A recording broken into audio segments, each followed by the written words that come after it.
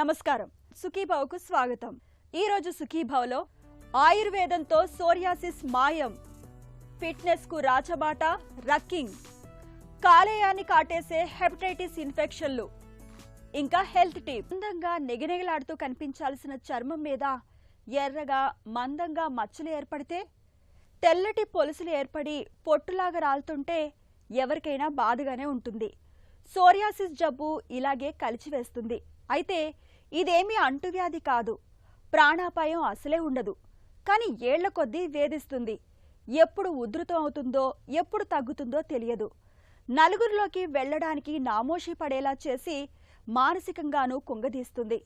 మంచి విషయం ఏంటంటే సోరియాసిస్ జబ్బుకు మన సంప్రదాయ వైద్యంలో చక్కటి చికిత్సలు అందుబాటులో ఉన్నాయి. సోరియాసిస్ కట్టడికి ఆయుర్వేదం చెబుతున్న చికిత్సల గురించి ఇప్పుడు తెలుసుకుందాం.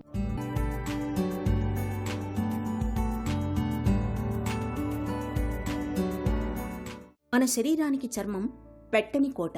చూడ్డానికి పైకి ఒకేలా కనిపించినా ఇందులో 4 పొరలుంటాయి. ఇది ఎప్పటికప్పుడు నిత్యనూతనంగానూ మారుతుంది. చర్మంలో నిరంతరం పాత కణాలు రాలిపోతుంటాయి. వీటి స్థానంలో కింది పొరల్లోంచి కొత్త కణాలు వచ్చి చేరుతుంటాయి. ఇవి పై పొరకు చేరుకోవడానికి సాధారణంగా 30 నుంచి 40 రోజులు పడుతుంది. కానీ సోరియాసిస్లో కొత్త కణాలు అతివేగంగా ఇబ్బడి ముబ్బడిగా పుట్టుకొస్తుంటాయి. కేవలం 3-4 రోజుల్లోనే పైకి వచ్చేస్తాయి. ఇవి ఒక దగ్గర పోగుపడుతూ మందంగా పొలుసులుగా ఏర్పడతాయి. పొట్టుగా రాలుతుంటాయి. క్రమంగా చర్మం లోపలి పొరల్లో కొత్త సూక్ష్మ రక్తనాళాలు పుట్టుకొస్తాయి.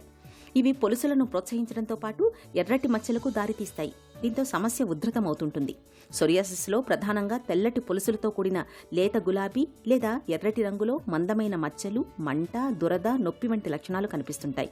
ఇవి సోరియాసిస్ రకాలను బట్టి ఒక్కొక్కరిలో ఒక్కోలా ఉంటాయి. సోరియాసిస్ అనే సమస్య చాలా రకాలుగా వస్తూ ఉంటుంది. కాబట్టి సోరియాసిస్ ఎన్ని రకాలు ఉన్నప్పటికీ కూడా లక్షణం ఒకటే ఉంటుంది. కాబట్టి ఈ యొక్క సీజనల్గా వచ్చే మార్పులకు జాగ్రత్తలు తప్పనిసరి తీసుకోవాలి. చల్లటి నీళ్ళతో స్నానం చేయాలి. సోప్స్ కంటే నేను అడ్వైస్ చేసేది ఏంటంటే కుంకుడుకాయ, మందార, మెంతి ఈ 3 కలిపేసి తల రుద్దుకోవడం, ఒళ్ళు రుద్దుకోవడం ఏది చేసినా కానీ వాళ్ళకి అంత ఇబ్బంది ఉండదు. కొంతమంది సజెస్ట్ చేస్తున్నారు ఒంటికి నలుగు పెట్టుకోండి, పెసరపిండి పెట్టుకోండి, ఇవన్నీ చెప్తున్నారు. కానీ ఏమవుతుందంటే వీళ్ళ పరిస్థితి డిఫరెంట్. ఇది సోరియాసిస్ అనేది ఒక ఇన్ఫ్లమేటరీ కండిషను. ఆ స్కిన్ వచ్చే విధానమే వేరు. అప్పుడు వీళ్ళు నలుగు లాంటిది పెట్టుకుంటే కనుక ఇంకా పుండు ఫామ్ అయ్యి, ఇంకా ఎర్రగా ఫామ్ అయ్యి, ఇంకా వాళ్ళకి ఇబ్బంది కలగడానికి అవకాశం ఉంటుంది. కాబట్టి వాళ్ళు నలుగు లాంటిది చాలా మటుకు పెట్టుకోకూడదు.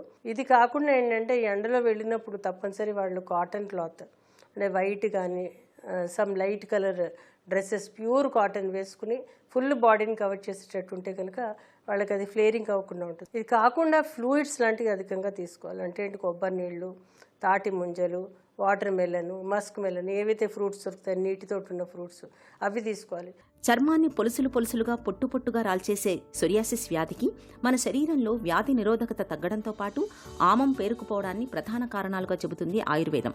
ఇలాంటప్పుడు ఆహారాన్ని ఓవైపు పోషకంగా మరోవైపు ఔషధంగా వాడితే సోరియాసిస్ వ్యాధి తగ్గుముఖం పడుతుందని చెబుతారు నిపుణులు. శాకాహారం తినటం మంచిది. తాజా పండ్లు, కూరగాయలు, ఆకుకూరలు ఎక్కువగా తినాలి. మాంసాహారులైతే మితం పాటించాలి. పాలు, పాలతో చేసే పన్నీరు వంటి పదార్థాలు ఎక్కువగా తీసుకోకూడదు. బరువు ఎక్కువగా గలవారు తగ్గేలా చూసుకోవాలి. మధుమేహంతో బాధపడేవాళ్లు గ్లూకోజ్ను చక్కగా అదుపులో ఉంచుకోవాలి. రోజు క్రమం తప్పకుండా వ్యాయామం చేయడం మంచిది. రోజు 1/2 గంట సేపు నీరెండ ఒంటికి తగిలేలా చూసుకోవాలి. కానీ తీవ్రమైన ఎండలోకి వెళ్లకూడదు. ఇక చర్మానికి గాయాలవ్వకుండా చూసుకోవాలి. పొలుసుల్ని గట్టిగా లాగకూడదు. మసిలే నీళ్లతో స్నానం చేయకూడదు. మృదువైన సబ్బుల్ని మాత్రమే వాడుకోవాలి. అధిక వేడి, చల్లదనం సోరియాసిస్ బాధితులకు అంత మంచిది కాదు. చిట్కాల విషయానికి వచ్చేసరికి ఆయుర్వేదంలో చాలా రకాలైన చిట్కాలు ఉంటాయి. ముఖ్యంగా బాడీకి చలవ చేసేవి అంటే ఏంటి, సారిబా, నన్నారి అంటాం కదా, దానిని తీసుకొచ్చి కచ్చాపచ్చగా దంచి కషాయంగా కాచి దానిని ప్రతిరోజు ఒక 30 ml పొద్దున, 30 ml సాయంత్రం చొప్పున తాగితే కనుక శరీరంలో వేడి తగ్గి ఈ యొక్క ఇన్ఫ్లమేషన్ కూడా తగ్గుతుంది. ఇది కాకుండా ఏంటంటే వట్టివేళ్ళు, చందనం, శ్రీచందనం అంటే నన్నారి తీసుకోవాలి, వట్టివేళ్ళు తీసుకోవాలి, శ్రీచందనం ఈ 3 కూడా తీసుకోవాలి. తీసుకుని 3 కషాయంగా కాచి చల్లారాక దానిని మీరు పంచదార కానీ తేనె కానీ వేసి నిమ్మరసం పిండి దాన్ని తీసుకుంటే కూడా చాలా బాగా పనిచేస్తుంది. ఇవి ఈ విధంగా తీసుకోవడం. ఎక్స్టర్నల్గా ఏంటంటే నూనెలు కొంతమందికి చికాకు పెడతాయి కాబట్టి చూసుకుని అప్లై చేసుకోవాలి. ఇందులో మనకి అవిసెలు చాలా బాగా పనిచేస్తాయి. అంటే అవిస నూనె దొరుకుతుంది, కాకపోతే చాలామందికి అది అందుబాటులో ఉండదు. కాబట్టి అవిసెలు ఈరోజు అందరికీ దొరుకుతున్నాయి. అవిసెల్ని నానబెడితే ఏమవుతుందంటే జిగురులాగా వస్తుంది. ఆ జిగురులో కొంచెం కొబ్బరి నూనె కలిపి స్నానానికి ముందర ఒంటికి అప్లై చేసుకుని, కుంకుడుకాయ రసం కానీ లేదా ఏదైనా మైల్డ్ సోప్ కానీ అప్లై చేసుకుని స్నానం చేస్తే కూడా చాలా బాగా పనిచేస్తుంది. ఇంకా చికిత్స విషయంలో ఔషధాల విషయానికి వచ్చేసరికి ఆయుర్వేదంలో చాలా రకాలైన ఔషధాలు, ముఖ్యంగా గుగ్గులు యోగాలు అని ఉన్నాయి. అవి ఏంటంటే రసాయన చికిత్స అని చెప్తూ ఉంటాము. అవి ఇవ్వడంతో పాటు ఒక్కోసారి గంధక రసాయనం అని, ఒకసారి వ్యాధిహరణ రసాయనం అని, కొన్ని రకాలైన రసయోగాలు కూడా ఉంటాయి. అవన్నీ ఆ యొక్క అంటే దురదతో కూడినప్పుడు, అంటే దీని ఒక ఏకకుష్టము అలాగే ఒక అసాధ్య రోగము కష్టసాధ్య రోగంగా చెప్పడం జరిగింది. కాబట్టి దానికి తగ్గట్టు చికిత్సలు కొన్ని ఆయుర్వేదంలో చెప్పారు. అవి మనం సక్రమంగా సుమారు 3 నుంచి 6 నెలలు ఫస్ట్ కోర్స్ కింద తీసుకుని తర్వాత మెయింటెనెన్స్ థెరపీ అంటే వచ్చినప్పుడు తీసుకోవడం, లేదా అది కంటిన్యూస్గా చాలా తక్కువ మోతాదులో తీసుకుంటే కనుక వాడికి మేనేజ్మెంట్ అవుతుంది. చర్మాన్ని పొలుసులుగా మార్చి పొట్టుగా రాల్చే సొరియాసిస్ ఒక పట్టాన మానే జబ్బు కాదు. చికిత్స తీసుకుంటున్నప్పటికీ తగ్గుతూ తిరిగి వస్తూ తెగ ఇబ్బంది పడుతుంటుంది.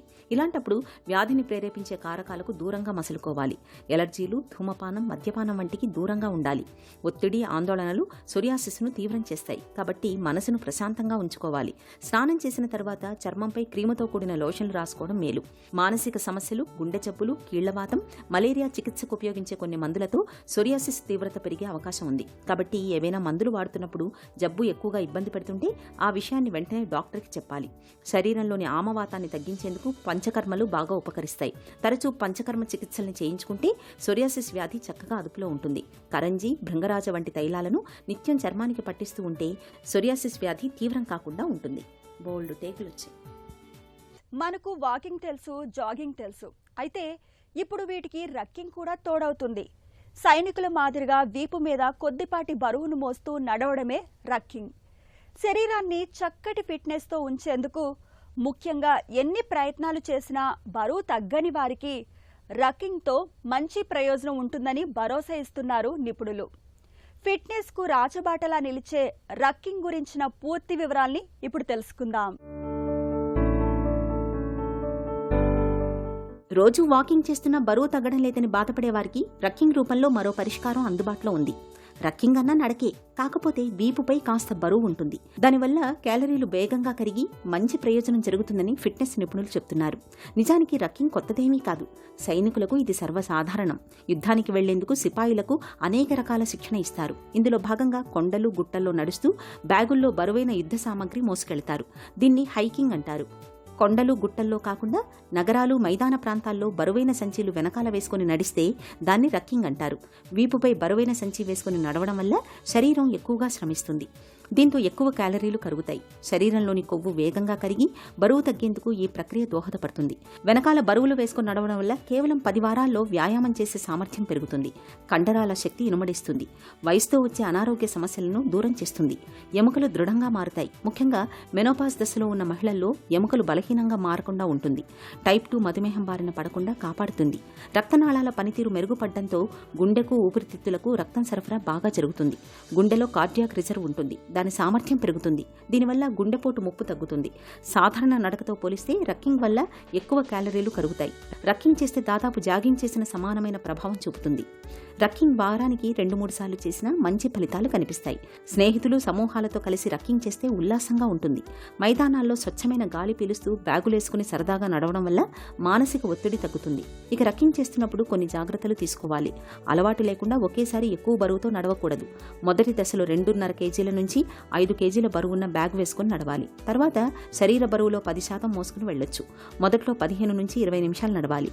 మెల్లగా సమయాన్ని పెంచడం వల్ల ప్రయోజనం ఉంటుంది. మంచి షూస్ ఉండాలి. దుస్తులు కాస్త వదులుగా ఉండాలి. వెంట తాగునీరు పెట్టుకోవాలి. ఈ వ్యాయామం కోసం ప్రత్యేకంగా ఖర్చు పెట్టాల్సిన పని లేదు. సంచిలో పుస్తకాలు లేదా నీటి బాటిళ్లు, ఇసుకతో నింపిన ప్లాస్టిక్ సంచులు లేదా గులకరాళ్లు కూడా బరువు కోసం పెట్టుకోవచ్చు.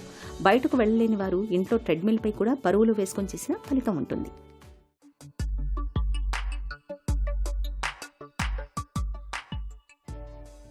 ఉదయాన్నే ఒక గ్లాసు నీటిలో కొద్దిగా తేనె, నిమ్మరసాన్ని కలుపుకొని తాగటం వల్ల చాలా ఆరోగ్య ప్రయోజనాలే ఉన్నాయి. ముఖ్యంగా రోగ నిరోధక శక్తి బలోపేతం కావటానికి తేనె బాగా ఉపయోగపడుతుంది. తేనెలో ఫ్రీ రాడికల్స్ అనే విశృంఖల కణాలను, హానికారక బ్యాక్టీరియాను అడ్డుకునే గుణాలు దండిగా ఉంటాయి. తేనెను శుద్ధి చేసినప్పుడు, వెలుగు తగిలినప్పుడు దీనిలోని పుప్పొడి దెబ్బతింటుంది. ఎక్కువ పోషకాలు ఉండేది ఇందులోనే. అందువల్ల ముడితేనె అయితే మేలు. ముడితేనెలో calcium, iron, sodium, phosphorus, sulphur, potassium వంటి ఖనిజ లవణాలతో పాటు విటమిన్ సి, విటమిన్ బి వంటి విటమిన్లు, ప్రోటీన్లు కూడా ఉంటాయి. ముదురు రంగు తేనెలో యాంటీ ఆక్సిడెంట్లు ఇంకాస్త ఎక్కువగా ఉంటాయి. ఒక గ్లాసు గోరువెచ్చటి నీటిలో చెంచాడు తేనె, సగం చెక్క నిమ్మరసం కలిపి పరగడుపున తాగితే మలబద్ధకం, ఛాతీ మంట తగ్గుతాయి. ఉపవాసం చేసేవారు తేనె, నిమ్మరసం కలిపిన నీళ్లు తాగితే మంచి ఫలితం కనిపిస్తుంది. మద్యం తాగిన మర్నాడు తలెత్తే తలనొప్పి వంటి సమస్యలకు తేనె కళ్ళెం వేస్తుంది. ఇందులోని ఫ్రక్టోజ్ అనే సహజ చక్కెర కాలేయం మద్యాన్ని త్వరగా విడగొట్టేలా చేస్తుంది. చెంచాడు తేనెకి ఒక చెంచాడు నిమ్మరసం కలిపి తీసుకుంటే జలుబు, దగ్గు నుంచి మంచి ఉపశమనం కలుగుతుంది. ఒక కప్పు హెర్బల్ టీకి ఒక చెంచా తేనె కలిపి తాగితే శరీరంలోని వ్యర్థాలు బయటకు పోయి చక్కని డిటాక్సిఫికేషన్ జరుగుతుంది. బరువు తగ్గాలనుకునేవారు చెంచా తేనెకి అరచెంచా దాల్చిన చెక్క పొడి కలుపుకొని తీసుకుంటే మంచి ఫలితాలు ఉంటాయి. పంటి సమస్యల నుంచి కూడా ఉపశమనం కలుగుతుంది. 2 చెంచాల యాపిల్ సిడార్ వెనిగర్కి 1 చెంచా చొప్పున తేనె కలిపి తాగితే సైనస్ బాధలు చక్కగా అదుపులో ఉంటాయి. కాలేయం బాగున్నంత వరకే మనకు ఆరోగ్యం. ఏ కారణంగానైనా కాలేయం చతికిల పడితే మొత్తంగా మన ప్రాణమే ప్రమాదంలో పడుతుంది. ప్రాణాధారమైన మన కాలేయానికి ఇవాళ హెపటైటిస్ ఇన్ఫెక్షన్లు అనేవి ప్రమాదకరమైన శత్రువులుగా పరిణమిస్తున్నాయి. హెపటైటిస్ ఏ మొదలుకుని ఈ వరకు ఉండే ఈ ఇన్ఫెక్షన్లన్నీ కాలేయ ఆరోగ్యాన్ని కబలించేవే. ముఖ్యంగా హెపటైటిస్ బి, సి అనేవి మరింత ప్రమాదకరమని చెబుతారు డాక్టర్లు.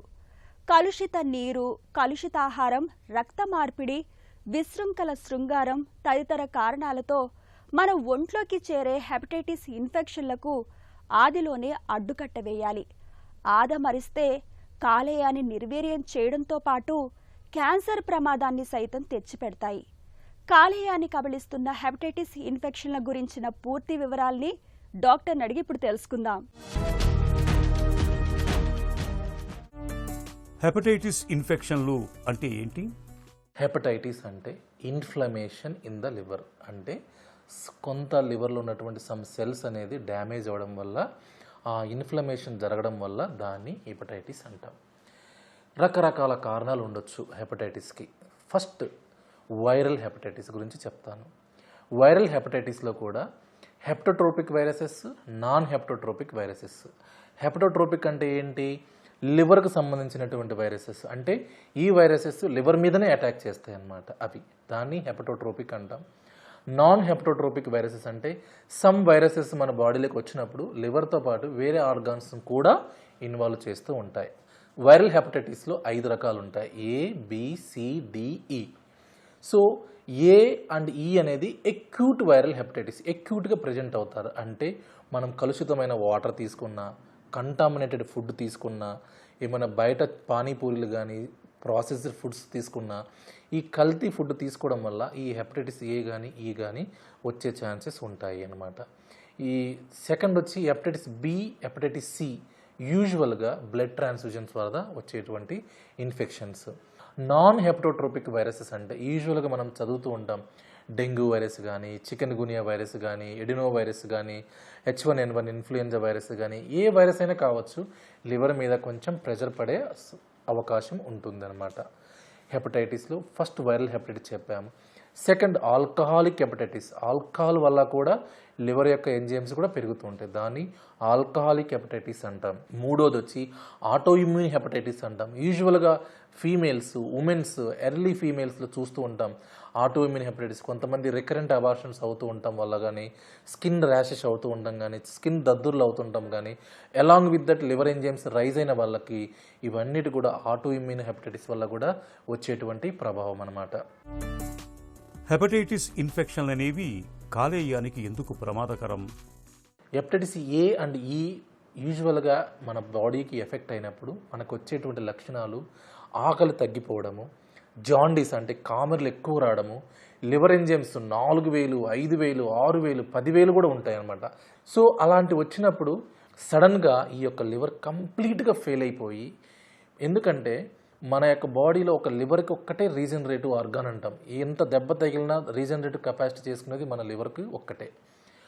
ఆ లివర్ రీజనరేటివ్ కెపాసిటీ కూడా 2% వాళ్ళకి పోతూ ఉంటుంది. అప్పుడు లివర్ కంప్లీట్గా వీక్ అయినప్పుడు మన బాడీలో లివర్ ఎంజైమ్స్, బిలిరూబిన్ పెరుగుతుంది, అమోనియా పెరుగుతుంది, బ్రెయిన్కి ఎఫెక్ట్ అవుతుంది. దాన్ని ఏమంటామంటే ఎక్యూట్ లివర్ ఫెయిల్యూర్ అంటాం. ఎక్యూట్ లివర్ ఫెయిల్యూర్ అవుతుంది అంటే మెడికల్గా కొంతమందికి మనం 50 to 60% వాళ్ళు రికవర్ అవుతారు, కానీ 40 to 45% రికవరీ అవ్వలేరు. అలాంటి వాళ్ళకు ఎమర్జెన్సీగా లివర్ ట్రాన్స్ప్లాంట్ చేసుకోవాలి. హెపటైటిస్ ఇన్ఫెక్షన్ల లక్షణాలు ఎలా ఉంటాయి? సో యూజువల్గా వైరల్ హెపటైటిస్ అనే సిమ్టమ్స్ ఎక్యూట్ హెపటైటిస్, క్రానిక్ హెపటైటిస్లో మనం డివైడ్ చేసుకుందాం. ఎక్యూట్ హెపటైటిస్లో ఎలా ప్రజెంట్ అవుతారంటే ఆకలి తగ్గిపోవడం, నీరసంగా ఉండడం, ఏమైనా పని చేసినా అలసట రావడం, నేను ఇంకేమి చేయలేను కూర్చుంటాను అని ఫీల్ అవ్వడం, ఫెటిగ్ అంటాం. ఫెటిగబిలిటీ అంటే బాగా ఎక్స్ట్రీమ్ వీక్నెస్. స్టార్టింగ్లో ఈ లక్షణాలు వస్తాయి. First within 24 hours. Next 24 to 72 hours కామెలు రావడం, అంటే కళ్ళు పచ్చగా కనబడడం, బాడీ పచ్చగా అవడం, యూరిన్ పోసేటప్పుడు యూరిన్ పచ్చగా రావడం, ఇలా జరుగుతూ ఉంటుంది. కొంతమంది డిలే చేస్తే కొంచెం మతి స్థిమితంగా బ్రెయిన్కి కూడా ఎఫెక్ట్ అయ్యే ఛాన్సెస్ ఉంటూ ఉంటాయి అన్నమాట. క్రానిక్ హెపటైటిస్ అని నేను చెప్పాను, బి అండ్ సి. యూజువల్గా వాళ్ళకు సిమ్టమ్స్ ఏమీ ఉండవు, అంత మనలాగే తిరుగుతూ ఉంటారు. అలాంటి వాళ్ళకు స్క్రీనింగ్ అనేది చాలా ఇంపార్టెంట్. ముందే డిటెక్ట్ చేసుకుంటే దానికి తగ్గట్టు మనం మెడిసిన్స్ వాడితే ఈజీగా కొంతమంది ఈవెన్ హెల్తీ లివర్ నార్మల్ కూడా అయ్యే ఛాన్సెస్ కూడా ఉంటూ ఉంటాయి. హెపటైటిస్ బి, సి ఇన్ఫెక్షన్లు ఎందుకు ప్రమాదకరం? Hepatitis B, hepatitis C. Hepatitis B virus ఏంటంటే నేను చెప్పినట్టు క్రానిక్ హెపటైటిస్ బి, ఇది స్లోగా ఒక పాయిజన్ లాంటిది. స్లోగా లివర్ని చిన్న చిన్నగా పొడుస్తూ లివర్ని చిన్నగా చంపేస్తుంది అనమాట. కొంతమందికి 4 to 10% వాళ్ళకి లివర్ క్యాన్సర్ కూడా డెవలప్ అయ్యే ఛాన్సెస్ ఉంటుంది. హెపటైటిస్ సి కూడా అంతే. Both are same spectrum. స్లోగా fatty liver, fibrosis, liver cirrhosis, liver cancer వరకు కూడా దారితీస్తూ ఉంటుంది. హెపటైటిస్ సి పాజిటివ్ వచ్చింది అంటే దాని తర్వాత మనం హెపటైటిస్ యొక్క ఆర్ఎన్ఏ లెవెల్స్, ఆర్ఎన్ఏ లెవెల్స్ ఎలా ఉన్నాయో చూసుకోవాలి. పాజిటివ్ ఉందంటే మనం 3 months దానికి కరెక్ట్గా మనం మెడిసిన్స్ పెట్టుకుంటే కంప్లీట్ క్యూర్ ఉంటుంది హెపటైటిస్ సికి. ప్లస్ రెగ్యులర్ ఫాలోఅప్లో ఉండాలి. హెపటైటిస్ బికి ఏ స్టేజ్లో ఉందో చూసుకోవాలి. హెపటైటిస్ బి పాజిటివ్ వచ్చింది ఒక వ్యక్తికి, దాన్ని మనం ఏ స్టేజ్లో ఉందో చెప్పాలి. అది యాక్టివ్ స్టేజా, ఇన్యాక్టివ్ స్టేజా? ఇన్యాక్టివ్ స్టేజా ఉందనుకోండి మనం ట్రీట్మెంట్ అవసరం లేదు. అదే యాక్టివ్ స్టేజ్లో ఉంది అంటే మనం రోజుకి ఒక ట్యాబ్లెట్ ఇస్తే స్లోగా ఈ యొక్క వైరస్ డిఎన్ఏ లెవెల్స్ తగ్గుతూ నాన్ డిటెక్టెడ్గా అవుతూ ఉంటుంది. కానీ ఒక వ్యక్తికి హెపటైటిస్ బి పాజిటివ్ వచ్చింది అంటే కొంతమందికి యూజువల్గా 99.9% లైఫ్ లాంగ్ అది పాజిటివ్గానే ఉంటుంది. మెడిసిన్స్తో మనం దాన్ని కంట్రోల్ చేసుకుంటూ ఉంటాము. హెపటైటిస్ బికి అనేది ఇప్పటివరకు క్యూర్ లేదు. కామెర్లు అంటే ఏంటి? కామెర్లకు చికిత్స తీసుకోవాలా? పచ్చకామెర్లు అంటే జాండీస్. దాని అర్థం పచ్చకామెర్లు వచ్చింది అంటే సంథింగ్ రిలేటెడ్ టు లివర్. 99%. కొంతమందికి 1% చెప్పలేము, సంథింగ్ హ్యూమోలైటిక్ అనీమియా వల్ల కూడా కామెర్లు వచ్చేటువంటి శాంతం ఉంటుంది. ఒకసారి కామెర్లు వచ్చినాయి అంటే ఎందువల్ల వచ్చాయి? ఇది వైరస్ వల్ల వచ్చిందా, ఆల్కహాల్ వల్ల వచ్చిందా, ఆటోఇమ్యూన్ వల్ల వచ్చిందా? కొంతమంది కొంచెం పెయిన్ వచ్చిందని, కడుపు నొప్పి వచ్చిందని కొంతమంది ఆయుర్వేదిక్ మెడిసిన్స్ తీసుకుంటారు. అవన్నీ కూడా లివర్ మీద ఎఫెక్ట్ అవుతుంది. దాన్ని ఏమంటామంటే drug induced liver injury. Ayurvedic medicines ఇవన్నీ తీసుకోవడం వల్ల లివర్లో ఎఫెక్ట్ పడి కామెర్లు 20, 30, 40 వరకు కూడా మేము చూసామన్నమాట. ఇవన్నీ కూడా సర్వసాధారణంగా చూసేవే. ఒక వ్యక్తి కామెర్లని వచ్చినప్పుడు ఇవన్నీ చూసుకున్న తర్వాత ఈయన కారణం ఏమిటి, దాన్ని బట్టి హాస్పిటల్లో అడ్మిట్ చేయాలా లేకపోతే ఓపీ బేసిస్ మీద ట్రీట్ చేయాలా అని మనం డెసిషన్ తీసుకుంటూ ఉంటాం. హెపటైటిస్ ఇన్ఫెక్షన్ల విషయంలో ఎలాంటి అవగాహన అవసరం? ఒక వ్యక్తి నార్మల్ లివరు, ఫ్యాటీ లివర్లు, ఫైబ్రోసిస్ ఉన్న వ్యక్తికి మనం హెపటైటిస్ బి స్క్రీన్ చేసి పాజిటివ్ వస్తే వాడికి మెడిసిన్స్ పెట్టామంటే he will never go in to cirrhosis and liver cancer. అదే ఒక వ్యక్తి సిరోసిస్, లివర్ క్యాన్సర్ వరకు వెళ్ళిపోయినారు అనుకోండి, ఏం చేసాం మనం? ఏమి చేయలేదు. ఎందుకు మనం స్క్రీనింగ్ చేయట్లేదు? ప్రతి ఒక్క వ్యక్తి, ఇంట్లో ఉన్న ప్రతి ఒక్క వ్యక్తి hepatitis B, hepatitis C screening తీసుకోవాలి. ఎందుకు ఇంపార్టెంట్ అంటే స్క్రీన్ చేయడం వల్ల పాజిటివ్ అని తెలిస్తే అట్లీస్ట్ అతని నుంచి వేరే వాళ్ళకి రాకుండా చూసుకోవాలి. నెగిటివ్ వచ్చిందంటూ హ్యాపీ, అతనికి పాజిటివ్ వచ్చింది తెలియకుండానే వాళ్ళ ఇంట్లో వాళ్ళకు కూడా సంక్రమించేటువంటి ఛాన్సెస్ ఉంటుందన్నమాట. At the same time vaccination is very important. Hepatitis బికి వ్యాక్సినేషన్ వచ్చింది, 3 డోసులు ఇస్తాము. 0, 1, 6 months వ్యాక్సినేషన్ అనేది చాలా ప్రొటెక్టివ్గా ఉంటుంది. ఇన్ఫెక్షన్స్ రాకుండా మనం జాగ్రత్త పడుతూ ఉంటాం. Hepatitis A virus infection vaccination కూడా మనకు 90% మనకు ప్రివెంట్ చేస్తూ ఉంటుంది ఇన్ఫెక్షన్స్ రాకుండా ఉండడానికి. తినే తిండి, తాగే నీరు ఇవి 2 కలుషితం కాకుండా చూసుకుంటే చాలు చాలా వరకు హెపటైటిస్ ఇన్ఫెక్షన్లను నివారించుకోవచ్చు. ఇక సురక్షితమైన రక్త మార్పిడి, శృంగారంలో తగిన జాగ్రత్తలు తీసుకోవడం ద్వారా ప్రమాదకరమైన హెపటైటిస్ బి, సి ఇన్ఫెక్షన్ల ముప్పును నివారించుకోవచ్చు. టీకా తీసుకోవడం ద్వారా కూడా హెపటైటిస్ బి నుంచి రక్షణ పొందవచ్చు. ఒక చిన్న చిట్కా మీకోసం. ప్రతిరోజు ఉదయం పూట అల్పాహారంతో పాటు 1 కప్పు దానిమ్మ రసాన్ని తాగడాన్ని అలవాటు చేసుకోండి. దానిమ్మలో పాలిఫెనాల్ అనే రసాయనం ఉంటుంది. ఇది జీవక్రియల వేగాన్ని పెంచుతుంది, ఒంట్లో వ్యర్థాల్ని తొలగిస్తుంది.